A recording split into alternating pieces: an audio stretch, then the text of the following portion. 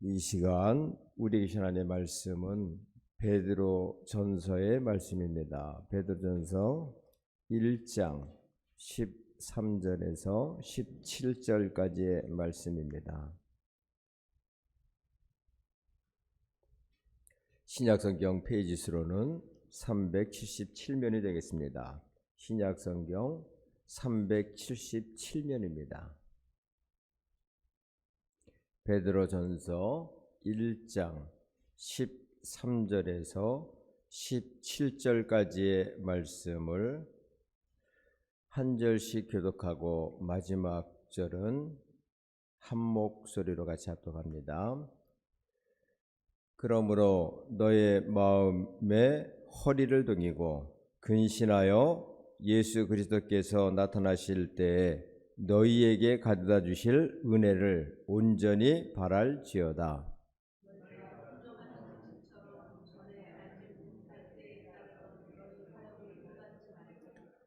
오직 너희를 부르신 거룩한 이처럼 너희도 모든 행실에 거룩한 자가 되라.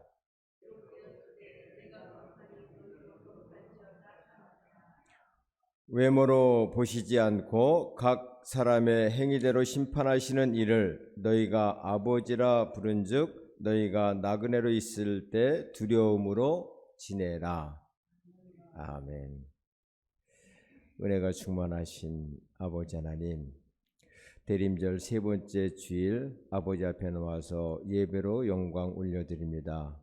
오늘은 많은 눈이 왔습니다. 온 천지가 새하얗게 덮였습니다. 우리의 심령도 주님의 보혈에 그 죄 씻음의 은혜를 우리에게 오늘 부어 주셔서 깨끗하고 성결한 심령으로 예배당을 떠날 수 있도록 축복하여 주시옵소서. 이 시간 주님 앞에서 말씀을 들고 섰습니다. 아버지의 말씀을 전하는 저희 입술을 주관하시고 하나님의 음성을 듣는 우리 성도들 마음을 열게 하셔서 아버지의 말씀을 가슴에 새기며 이 땅을 살아갈 수 있도록 도와주시옵소서. 살아계신 예수님의 이름으로 축복하며 기도드립니다. 아멘.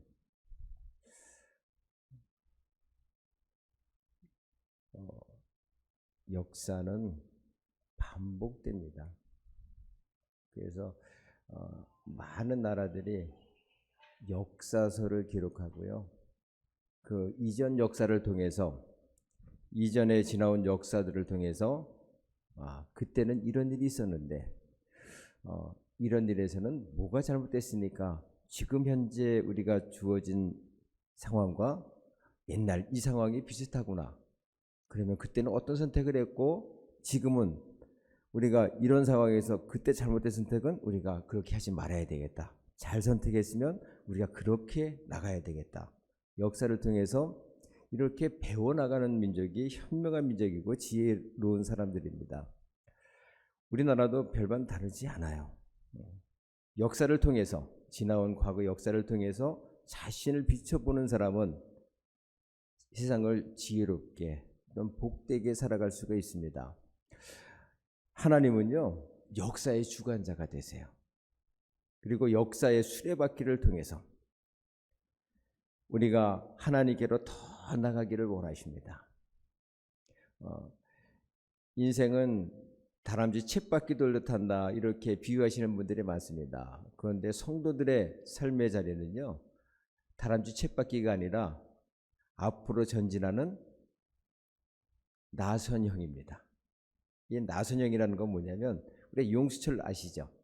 용수철을 앞에서 보시면은 동그랗게 보이지 않습니다. 그렇지만 옆으로 돌려놓고 보면 어떻게 합니까? 동그란데 계속 앞으로 나갑니다. 이게 나선형이에요. 어제 제가 왜 이런 얘기를 하냐면은 제가 에티오피아 선교사님이 안타까운 마음으로 국내에 있는 많은 교회와 목회자들, 성도들에게 보낸 편지가 있어서 소개해 드리려고 합니다. 에티오피아 한 선교사님이 파송을 받아서 한 4, 5년 전에 에티오피아로 가셨나 봐요. 그곳에서 우리 장신대에서 학부, 신대원 다 마치고 목사 안수 받으시고 또 석박사학위도 다 받고 가셔서 에티오피아에서 장로교 신학교를 세우고 총장을 하시는 분인데, 이분이 자신의 잘못을 회개하면서 자기가 하나님께서 회개케 하신 그 은혜의 자리에서 깨달은 그 말씀을 편지로 써서 보내준 편지가 있어서 소개해드립니다. 그분이 에티오피아 선교사로 가서 신학교를 세웠습니다. 세우고 이제 그분의 습관이 아침에 모든 일 하기 전에 기도하시는 거예요. 근데 기도하는데 올해 3월쯤 평소에 했던 그 기도 자리가 기도가 되지 않고 계속 회개하라는 얘기만, 회개라는 음성이 계속 들리더랍니다. 그래서 내가 뭐 회개할 게 특별히 있나 하면서 다시 습관을 따라 뭐 교회를 위해서, 학교를 위해서, 어떤 자신을 위해서 또 기도를 하는데 계속 들려지는 음성이 회개하라 하는 음성이 계속 들려지는 거예요. 그러면서 자신의 모습을 성령께서 보게 하시는데, 무엇을 보게 하시냐면 자신이 2014년에 WCC 부산 백스코에서 했던 총회에 참여해서 예배드렸던 그 광경을 보게 하시고, 그게 왜 잘못되는지를 깨닫게 하신 겁니다. 그 선교사님이 깨달은 건 뭐냐면, 회개한 것은 그 WCC 부산 총회에서 한 일이 우상 숭배였다는 거예요.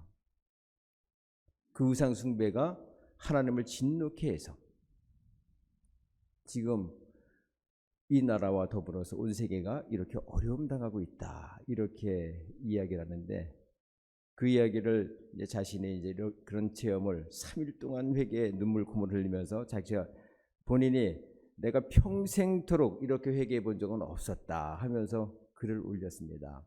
그러니까 그 글을 읽은 그 선교사님들이 그런 역사가 이전에도 우리나라에 한 번 있었습니다. 그러면서 한 선교사님이 그 글에 답을 이렇게 했답니다. 1938년 우리나라의 기독교 총회가 신사참배 결의를 했습니다. 그 결의한 그 당일 거기에 모였던 모든 총회장 더불어서 모든 참여했었던 총대들 240명 가까운 분들이 그대로 신사에 가서 참배했었던 일이 있었습니다. 세상의 흐름이 그러니까 어쩔 수 없지 않느냐. 왜냐하면은 총회를 하는 그 상황에서 어떻게 했냐면 목사님 한 분 세워놓고 양옆에 헌병이 있는 거예요. 그냥 목사님 240명이 다 그렇게 돼 있는 겁니다. 그러니까 이 강압적인 데에서 어떻게 할 수가 없잖아요. 그리고 신사참배를 반대하는 분들은 아예 들어오지 못하게 했습니다. 그러니까 결의하는 거에 대해서 두렵기도 하고 이게 뭐 큰일이 되겠느냐 이렇게 생각한 분도 있었겠죠. 그런데 하나님께서 가장 싫어하시는 것이 뭐냐면 우상 숭배입니다. 십계명에서 첫 번째 계명이 나 외에 다른 신을 섬기지 마라. 다른 죄는 유예 기간이 길입니다. 그리고 그냥 넘어가실 때도 참 많아요. 그런데 우상 숭배에 대해서는 하나님께서 용서하지 않으십니다. 그 선교사님 얘기에 의하면 그 38년 내 신사 참배한 이후 하나님께서 교회 문을 예배당 문을 닫으시는데 45년 5월서부터 8월까지 4개월 동안 교회는 교회가 폐쇄가 됐습니다. 예배를 드리고 싶어도 드릴 수 없는 상황을 하나님께서 만드셨어요. 그 기간이 7년이었답니다. 정확하게. 그런데 WCC 총회가 있고 나서 2013년에 있었습니다. 그리고 나서 7년이 지난 2020년, 정확하게 7년입니다. 그 7년에 이 코로나가 이렇게 왔다. 하나님께서 가장 싫어하시는 우상 숭배의 결과가 이거 아니겠느냐? 저도 그렇다고 생각을 합니다. 그 WCC 총회 거기서 귀신을 불러들이는 초혼제가 있었어요. 그런데 거기에 많은 목사님들이 또한 세계의 기독교 지도자들이 있으면서 그것을 인정해버리고 마는 겁니다. 하나님을 복음을 전하겠다고 한 그 회의가 우상을 섬기는 자리가 되고 만 거예요. 하나님께서 우리가 하나님을 알지 못할 때에는 하나님을 알지 못하니까 우상 섬기는 것가 죄인지를 모릅니다. 그렇지만 하나님을 알고 하나님이 세상을 창조하시고 또한 우리를 만드시고 우리에게 영생을 주신 하나님을 알고 믿는 사람들이 그 하나님을 떠나서 우상을 숭배한다고 하면 이것은 용서받지 못할 죄라는 얘기예요. 우리는 이 일을 통해서 하나님께서 가장 싫어하시는 것이 무엇인지를 분명히 다시 한번 깨닫고 다짐하는 시간이 되기를 주님으로 축복합니다. 45년, 38년에 되어진 일이 45년, 7년 만에 되어졌습니다. 그런데 회개가 진정으로 되지 않으면 어떻게 되어졌습니까? 6.25 전쟁이 일어났습니다. 우리는 이 코로나19가 다가 아니라고 생각하셔야 됩니다. 진정한 회개가 있을 때 이 나라가 다시 살 길이 열리는 겁니다. 회개가 저와 우리 성도님들 또 우리 교회가 그 WCC의 총회에 대해서 하나님을 떠나고 우상을 섬겼던 그 죄를 정말 참여했던 모든 목사님들 정말 회개해야 되는 것이고, 저도 그 회의에 저는 그 WCC가 어떻게 진행된지도 모르고요. 또 그 진행될 때도 관심이 별로 없었어요. 그렇지만 그 죄가 저의 죄입니다. 왜 그러냐면 대표성이 가진 교회의 대표성이 가진 분들이 결정을 하고 그렇게 했기 때문에 그래요. 우리가 국가 간의 조약을 맺는데 우리나라도 일본과 을사조약을 맺었잖아요.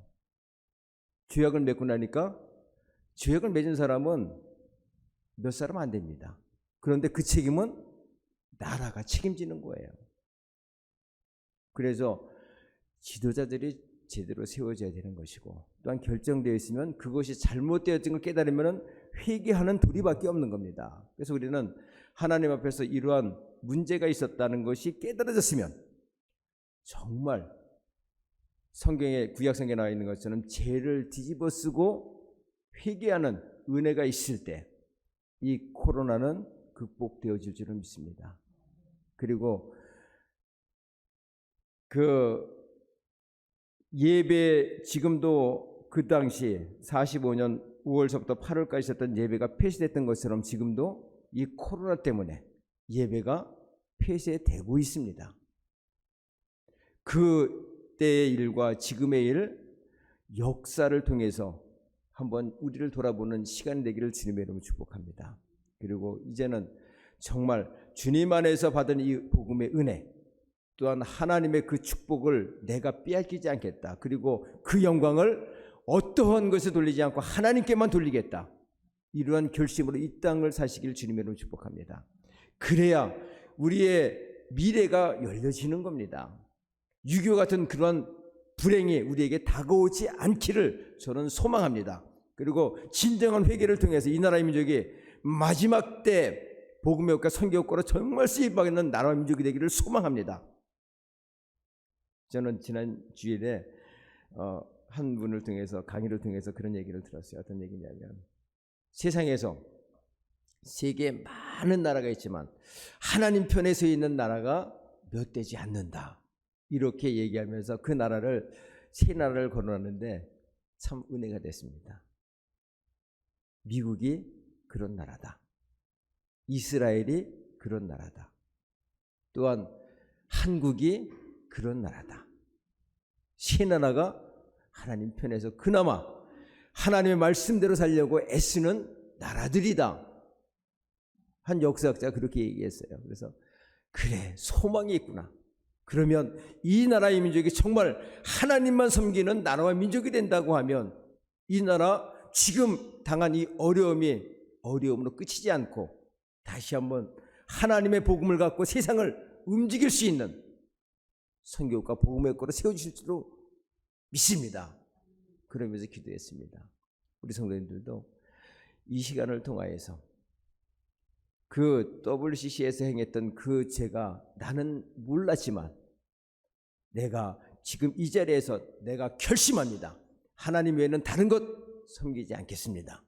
그리고 그 하나님의 영광을 위해서 내가 이 땅을 살아가겠습니다. 결심하시는 자리가 되기를 주님으로 축복합니다. 그리고 지금까지 그러지 못했다고 하면 오늘 이 시간서부터 완전히 끊고 하나님만 섬기는 백성으로 거듭나시기를 주님의 이름으로 축복합니다. 그렇게 되어졌을 때 우리의 삶이 하나님께서 펼쳐주시는 은혜와 축복의 장이 펼쳐질 줄로 믿습니다. 우리가 주님 앞에 서는 그날까지 온전히 쓰임받는 믿음의 사람, 믿음의 나라, 믿음의 교회, 믿음의 성도들이 되어야 됩니다. 그러기 위해서 우리에게 회개의 기회 주실 때 그 하나님께 들어가시는 은혜가 있기를 주님의 이름으로 축복합니다.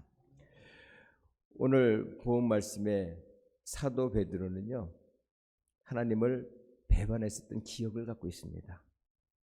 그런데 그 하나님을 부활하신 주님을 만난 이후에 그는 삶이 완전히 바뀌었어요. 하나님의 영광을 위해 살겠습니다. 그 마음이 오늘 표현에 잘 나타나 있는데요. 한번 13절 말씀 한번 같이 한번 합독해 볼까요? 13절입니다. 그러므로 너의 마음의 허리를 동이고 근신하여 예수 그리스도께서 나타나실 때 너희에게 가져다 주실 은혜를 온전히 바랄지어다. 아멘. 베드로는 부활하신 주님을 통해서 온전한 축복이 무엇인지를 제대로 본 사람입니다. 육신은 때가 되어서 죽는 존재인데 주님은 십자가에서 우리 죄 때문에 죽으셨지만 사흘 만에 부활하신 주님, 그 주님을 배운 겁니다.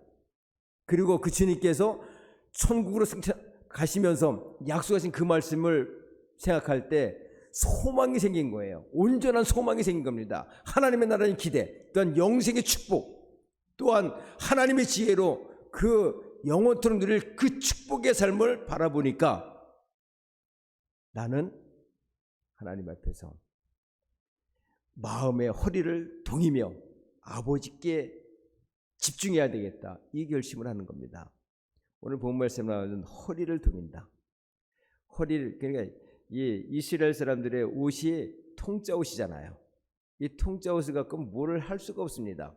그래서 무언가 일을 하려고 하든지 뭘 하려고 하면은 이 옷을 갖다가 좀 들어 올리면 내려가잖아요. 그러니까 허리에다 끈을 매야 돼요. 그럼 이거는 일할 준비, 뭔가를 할 준비를 하는 자세입니다.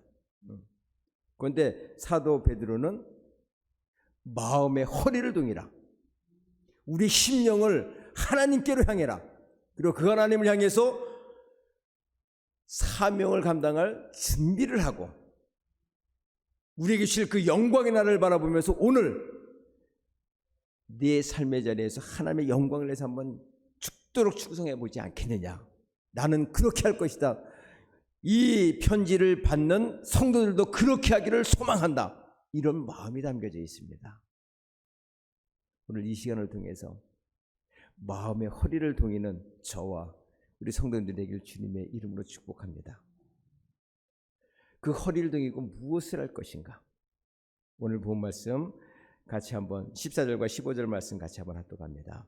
너희가 순종하는 자식처럼 전에 알지 못하던 때에 따르던 너의 사역을 본받지 말고 오직 너희를 부르신 거룩한 이처럼 너희도 모든 행실에 거룩한 자가 되라. 하나님의 거룩하심을 따라서 오늘 하루 죄와 악은 버리고 하나님을 섬기는 그 믿음의 자리에서 하나님의 말씀의 지혜를 갖고 이 땅을 살아야 되겠다. 그리고 그 말씀을 지킬 때 성령 하나님, 하나님의 거룩한 영이 성령 하나님의 도우심을 받아서 거룩한 삶의 모습으로 이 땅을 살아라. 그러면 그 삶의 자리에 함께 하시는 하나님의 은혜, 하나님의 영광, 하나님의 지혜가 발휘되어져서 세상에 빛이 될 것이다. 빛으로 세상의 어두운 것을 밝힐 것이다. 제 간절한 소망은 이 나라 이 민족이 마지막 때 어두운 세상의 빛을 밝히는 나라와 민족이 되기를 소망합니다. 그 빛을 비치는데 온 세계의 어둠의 빛을 물러가게 하는데 주역이 되는 우리 열린교회가 되기를 소망하고요. 우리 성도들이 그 주역의 핵심이 되기를 주님의 이름으로 축복합니다. 그 일이 복된 것이고 사도 베드로가 가졌던 그 마음입니다. 오늘 저와 우리 성도님들은 지난날에 내가 비록 알지 못했지만 대표성을 가진 교회가 잘못한 일, 내 죄로 알고 정말 내가 우상을 떠나고 이제 하나님만 섬기겠습니다. 진정으로 회개하는 회개의 자리가 이 자리가 되어지고 이제는 성령 하나님의 도우심을 입어서 온전히 하나님의 뜻에 순종하는 믿음의 삶을 살겠습니다. 하나님의 영광을 위해 살겠습니다. 결단은 이 결단의 자리가 되기를 주님의 이름으로 축복합니다.